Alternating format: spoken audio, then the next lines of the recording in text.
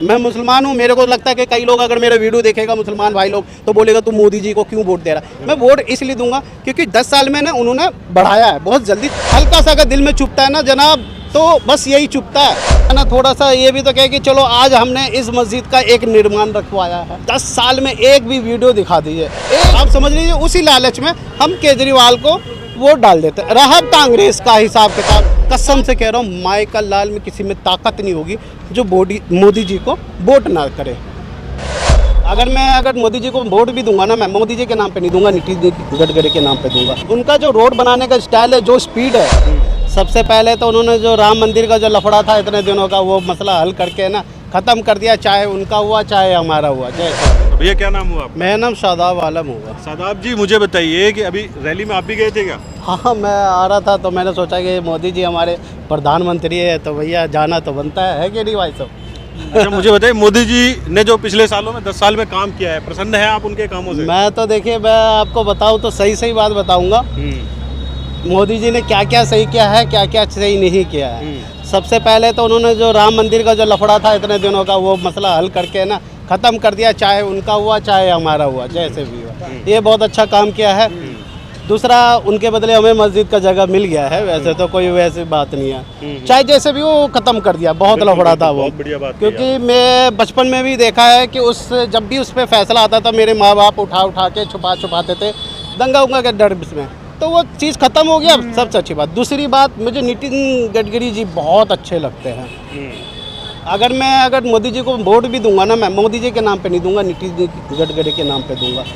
उनका जो रोड बनाने का स्टाइल है, जो स्पीड है, जो उन्होंने काम किया है, लोग उन पे कह रहे हैं कि द्वारका वो जो एक्सप्रेस वे पे जो घोटाला हुआ है, उन्होंने सही से समझाया है कि हमें तो सिर्फ ऊपर के लाइन का पैसा बताया था, नीचे लाइन का नहीं बताया था।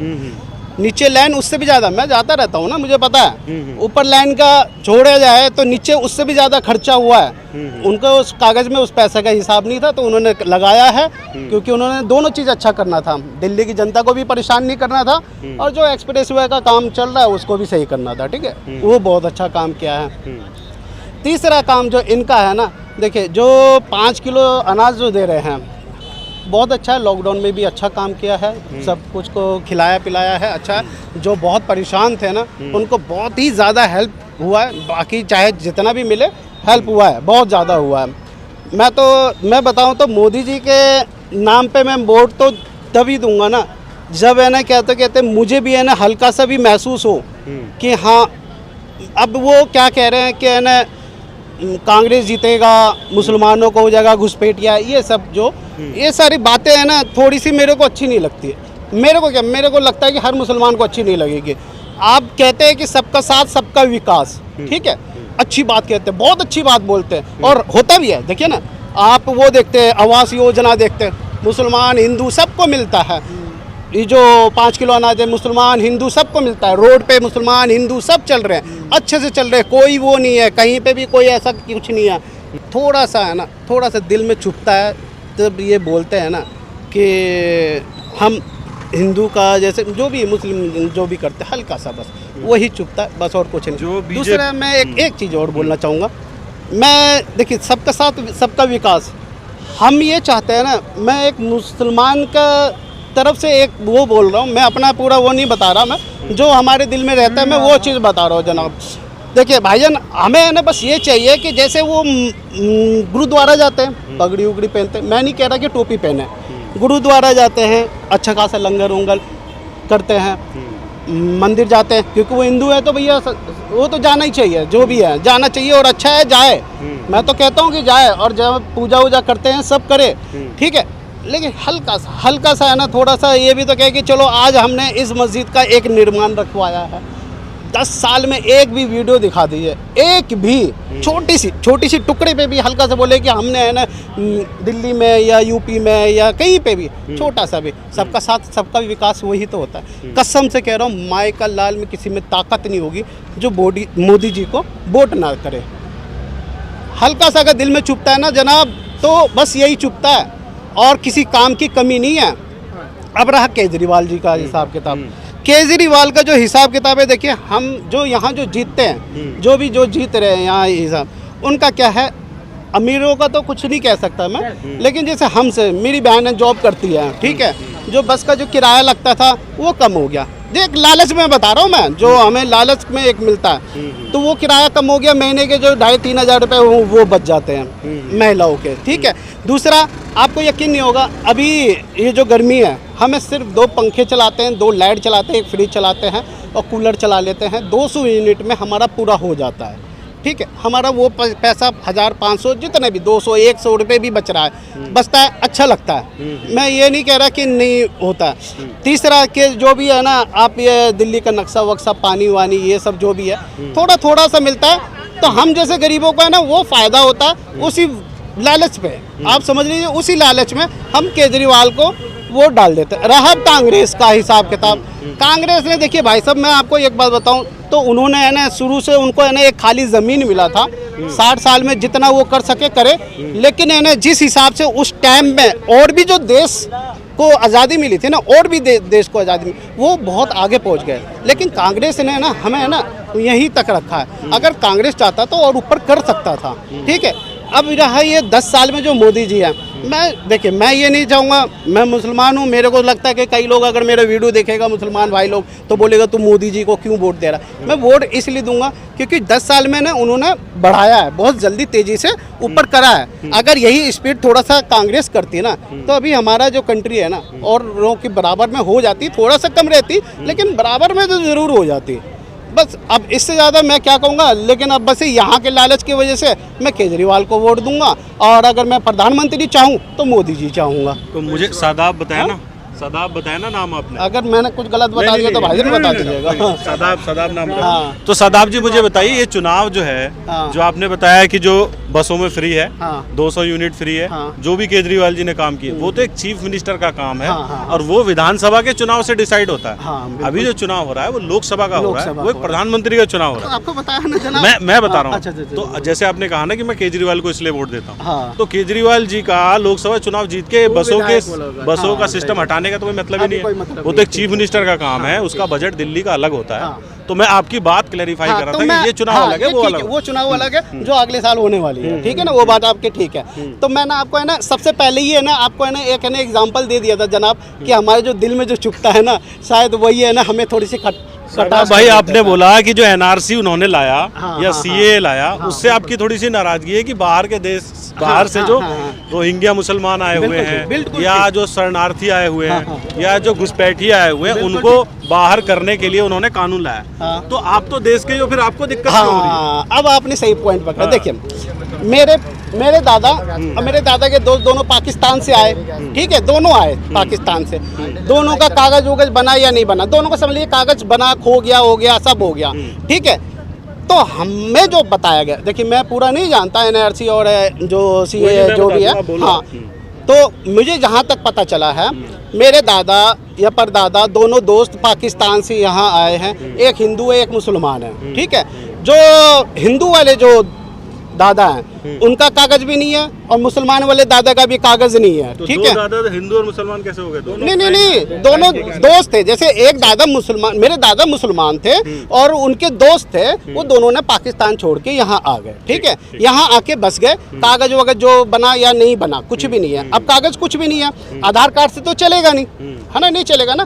तो अब मेरे को एक बात बताइए, उस दोनों के कागज में से किसी का कागज नहीं मिला, अब मेरे को अपना कागज दिखाना पड़ेगा, ठीक है। दादा का मैं अपने हिसाब से बता रहा हूँ, बाकी आप अपना बता दीजिएगा।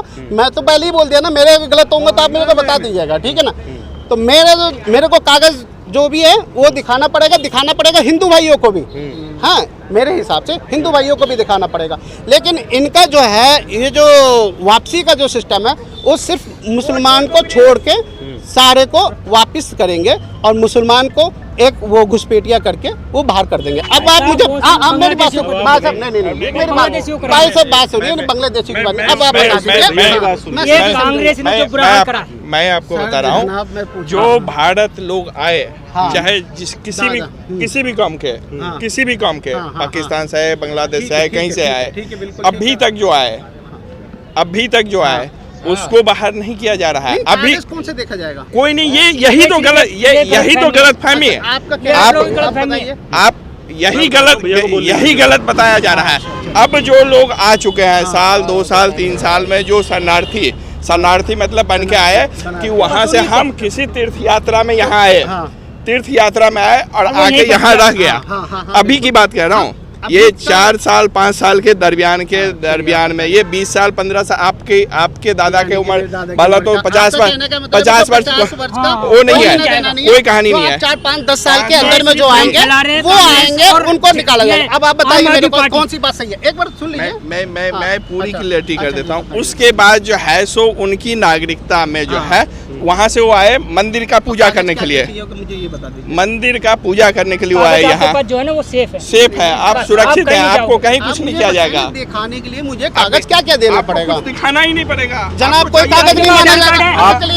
आधार कार्ड है जनाब, आधार कार्ड से नहीं होगा। नहीं आधार आप बताइए, अच्छा सुन लीजिए। मैं बता देखिए, असम और पश्चिम बंगाल जो सटे हुए इलाके थे ना बांग्लादेश से, तो सबसे ज्यादा शक है कि वहाँ से लोग बहुत ज्यादा आते हैं, अभी भी आते हैं। तो जो आपने बताया, तो आपके डॉक्यूमेंट तो वैसे ही 5-7 साल 10 साल पुराने, तो वैसे ही डॉक्यूमेंट निकल जाएंगे। जनाब मेरे को उसकी कट ऑफ डेट थी पहले 1971 की। फिर ये बात अब ठीक है, लेकिन एनआरसी में 2007 तक का आपका कहने का मतलब है? क्या कहता हूँ, मैं बिहार से यहाँ आया, मैंने यहाँ आके नागरिकता ले लिया, मेरा बिहार का नागरिकता खत्म तो होगा ना, होना चाहिए ना, होना ही चाहिए। बस यही कहानी है कि आपने वहाँ जो एनआरसी की जो परिभाषा बना के लाके आया। एक सेकंड मैं बताता हूँ। एक अपना हर कंट्री, आप कहीं नहीं है ना, मेरे कहने का मतलब है ना, मेरे को ये भाई साहब समझा रहे हैं ना, अगर मैं मुसलमान होकर समझ रहा हूँ ना, तो मेरे जरिए है ना और भी बहुत सारे मुसलमान समझ जाएंगे। इनको समझाने दीजिए सही से, आप बोल लीजिएगा, मैं आपको ये कह रहा हूँ कि जो इसका जो नियम है, सो आप वहाँ से सिर्फ वीजा पे आए, यहाँ पूजा करने के लिए आप आए, मस्जिद मेरे को घूमने के लिए जाना है, यहाँ आपके जानने वाले कोई थे, उनके पास आप आके रह गए, वो लोगों की नागरिकता को चेक किया जा रहा है, न कि जो पहले से रह रहे हैं। पूरा दिल्ली ही मेरी तो सुनिए, जब भारत आज़ाद हुआ था और पाकिस्तान से लोग यहाँ आए थे, तो पूरा दिल्ली जो मेन दिल्ली 1 है, वो तो सारे लोग ही एनआरसी है। आपके हिसाब से नहीं है, उनको सरकार ने, मैंने तो कुछ चुनिंदा लोगों का बताया है। बहुत लोग हमारे भाई मेरी बात सुनो, सिंपल सरल। जो पिछले 2-3 साल में भी कोई आया होगा, कितने साल में? 2-3 साल में भी कोई आया होगा, तो आप ये तो समझ सकते हो कि कोई भी जो मुस्लिम है वो 3 साल 4 साल में तो भारत का कैसे हो गया होगा? नहीं, वो कैसे? आपके पिताजी तो यहाँ होंगे ही, कम से कम पिताजी।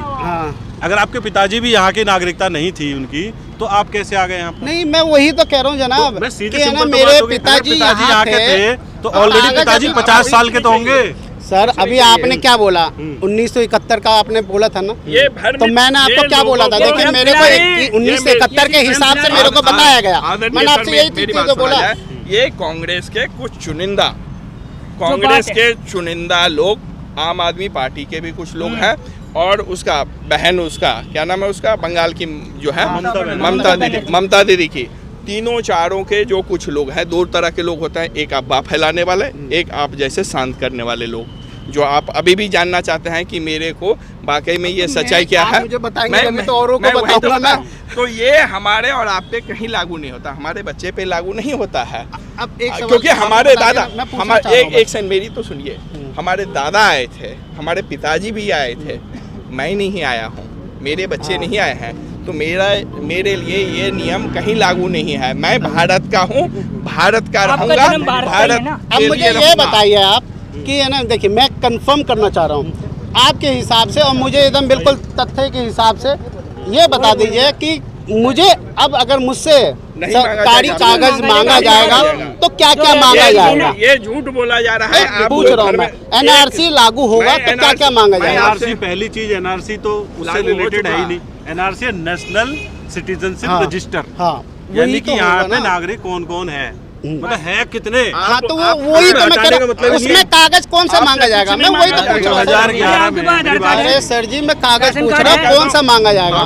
जो वोटर आईडी कार्ड होता है ना, वो नागरिकता हो गई तभी तो वोट डाल रहे हो आप। बस उसी से काम हो जाएगा। आप मुझे बताओ, तो अगर मांगा मेरे ही नहीं नागरिक जाएगा, हो तो सरकार कैसे चुन रही पूछा ही नहीं जाएगा। नहीं समझ में आ रहा, सब बता दिया भाई। मुसलमान होने के बावजूद हम ये बता रहे भाई क्या हैं, Aadhaar card, PAN card, bank passbook है यहाँ की मोदी जी को वोट भाई, जब यही सब कुछ है, भाई साहब एक बात बताओ, आपसे कुछ नहीं मांगा जाएगा, आपसे खान साहब कुछ नहीं मांगा जाएगा, आप इसके लिए निश्चित रहिएगा। मांगा उन लोगों से जा रहा है, मांगा उन लोगों से जा रहा है जो वहाँ क्या कहते हैं अपना जो विदेश से आने वाले जगह होते हैं ना, वहाँ के डाटा के हिसाब से मांगा जाता है। जो भैया उस आप भारत में कैसे आए, आप मान लो धोखा से हम सब मैं समझ गया। मान लो आपका एक कहने का मतलब है कि जो है ना, रेड लाइट पे पुलिस वाले ने मिले, भाई साहब ने आईडी चेक किया हमारे को भारत का आईडी नहीं है तो हमसे तो पूछेगा ना भैया तुम कहाँ के हो। हाँ? अच्छा एक बात तो बताइए, वही आधार कार्ड जब एक मिनट अभी आप एक मिनट भाई साहब, अरे हम बात कुछ और कर रहे हैं भाई साहब, आप जो कहना है ना कह दीजिए। वो कभी नहीं जब आधार कार्ड लागू हुआ था तो बीजेपी ने